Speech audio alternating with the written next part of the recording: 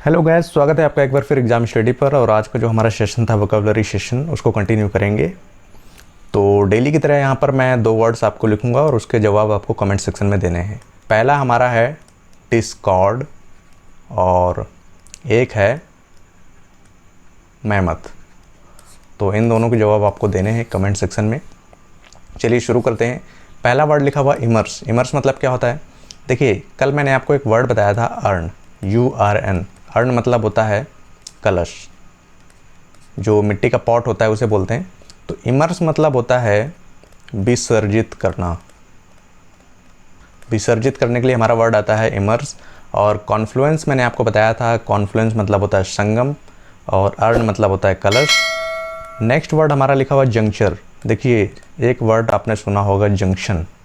Junction मतलब क्या होता है? जैसे रेलवे जंक्शन होते हैं, तो जैसे ये एक सड़क यहाँ से आई और एक सड़क यहाँ से आई, दोनों जिस जगह पर मिलेंगी, ये हमारा क्या हो गया? जंक्शन। इसको हिंदी में अगर बोलते हैं संधि। तो जंक्शन मतलब संधि, यानी कि जैसे कि हमारी एल्बो होती है, वो हमारा क्या होता है? जंक्शन होता है, जो जॉइंट होता है, पॉइंट होता है जहाँ पर दो चीज़ें जॉइंट होती हैं। तो जंक्चर, जंक्चर मतलब क्या होता है? जंक्चर जो वर्ड है वो जंक्शन की सिमिलर है, जंक्शन से ही बना हुआ है। तो जंक्चर मतलब होता है हमारी लाइफ का मोड़। लाइफ का मोड़, यानी कि लाइफ में, यानी कि जीवन में कई सारे मोड़ आते हैं, उसे बोलते हैं जंक्चर। नेक्स्ट वर्ड लिखा हुआ है सोलमेट। सोलमेट आपको पता ही होगा और एक नॉर्मल जनरल सा वर्ड है। सोलमेट आता है आइदर हस्बैंड और वाइफ, यानी कि हस्बैंड या वाइफ किसी के लिए भी हम लोग यूज़ कर सकते हैं सोलमेट। और इससे जो इसके जो सिमिलर मीन होते हैं, हम लोग बोलते हैं कंसॉर्ट, या फिर हम लोग बोलते हैं बेटर हाफ, बेटर हाफ, या फिर हम बोलते हैं काउंटर पार्ट, काउंटर पार्ट, या फिर हम बोलते हैं स्पाउस। तो ये कई सारे वर्ड हैं। स्पाउस हो गया, काउंटर पार्ट हो गया, बेटर हाफ, कंसॉर्ट, सोलमेट, इन सभी का मतलब या तो फिर हस्बैंड या वाइफ। नेक्स्ट वर्ड लिखा हुआ है कंसाइंस। कंसाइंस मतलब क्या होता है?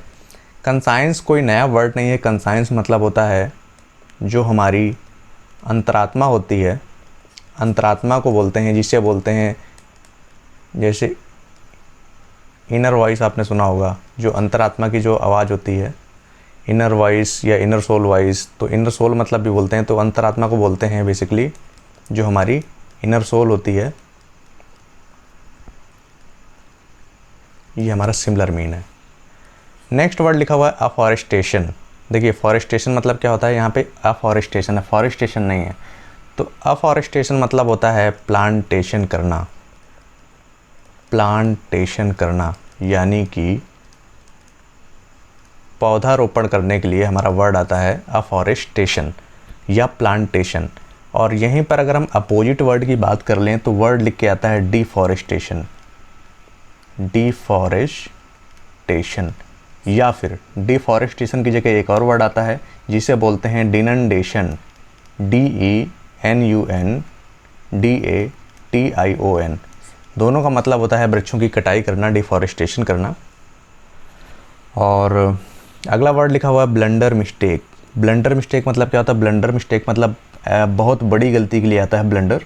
ब्लंडर मिस्टेक मतलब होता है ऐसी गलती जो बहुत बड़ी हो, जिसे बोलते हैं मोनूमेंटल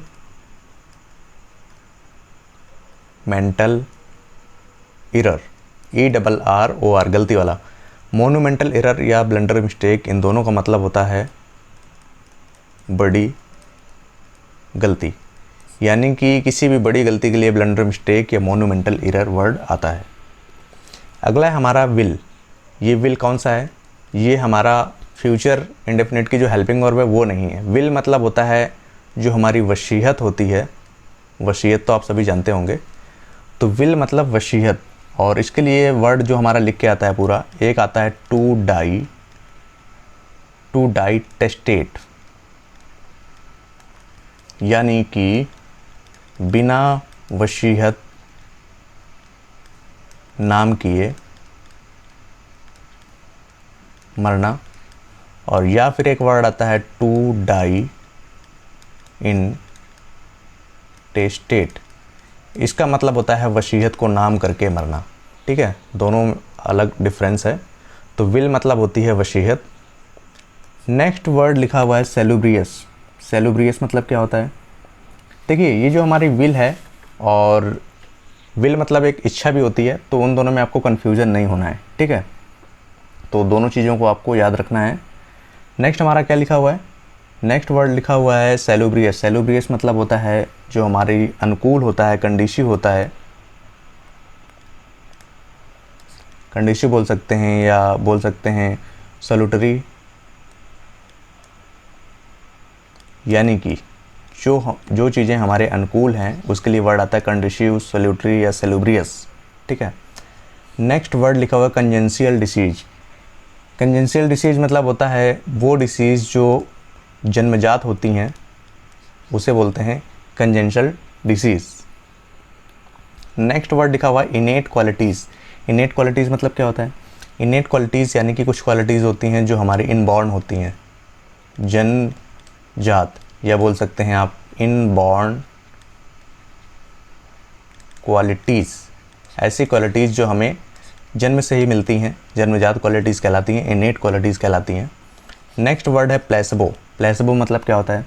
प्लेसबो मतलब एक तो झोला छाप डॉक्टर के लिए भी वर्ड आता है, और एक इसको बोलते हैं प्लेसबो यानी कि दवा के नाम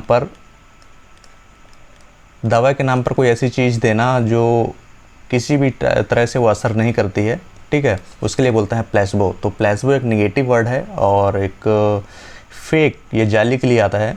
ठीक है, तो दवा के नाम पर ऐसी चीज़ देना जो बिल्कुल भी असरदार नहीं होती है, उसके लिए प्लेसबो आता है। या झोला छाप डॉक्टरों के लिए भी प्लेसबो वर्ड यूज़ किया जाता है।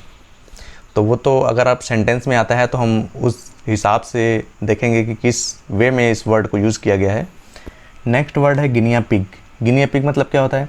कभी कभी क्या होता है कि कोई अगर मेडिसिन होती है और मेडिसिन का या हमारा इंजेक्शन हो गया या फिर हमारी वैक्सीन हो गई, ठीक है, तो जब ये बनाई जाती है तो इसको यूज़ किया जाता है किसी भी जो हमारा जैसे बर्ड्स हो गई या हमारा एनिमल हो गया, तो उन पर एक्सपेरिमेंट किया जाता है। ठीक है, तो गिनिया पिग मतलब होता है किसी मेडिसिन, इंजेक्शन या वैक्सीन का एनिमल या बर्ड्स में एक्सपेरिमेंट करना, उसके लिए वर्ड आता है गिनिया पिग। नेक्स्ट वर्ड लिखा हुआ है ऑइंटमेंट। ऑइंटमेंट मतलब क्या होता है? ऑइंटमेंट मतलब होता है, आपने जो बाम सुना होगा, नॉर्मली बाम होता है उसको बोलते हैं लेप।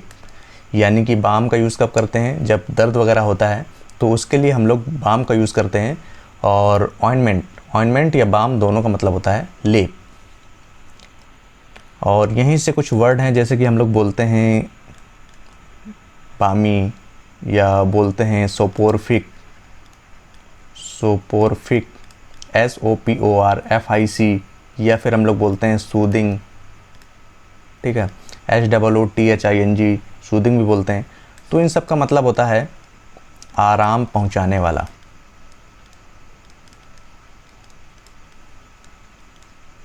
आराम पहुंचाने वाला। ठीक है, बामी, सोपोरफिक, सूदिंग, सभी का मतलब क्या होता है? आराम पहुंचाने वाला। नेक्स्ट वर्ड लिखा हुआ है हॉस्पाइस। हॉस्पाइस मतलब क्या होता है?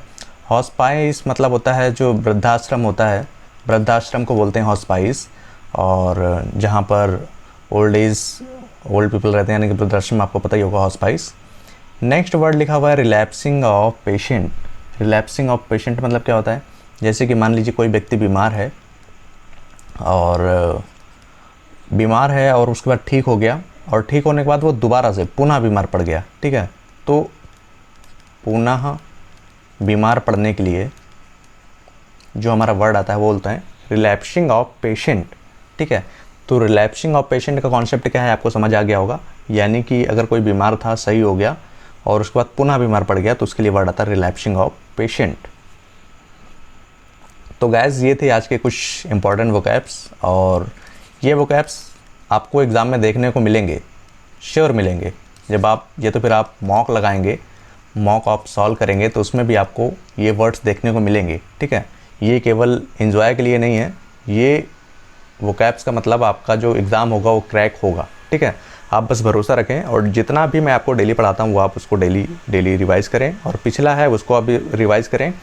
सारी चीज़ें आपको धीरे धीरे याद हो जाएंगी, कोई भी रटने की ज़रूरत नहीं है। तो गाइस आज के लिए इतना ही, और इतना ही रखते हैं आज। ओके, थैंक यू, मिलते हैं जल्दी दूसरी वीडियो में, तब तक के लिए धन्यवाद।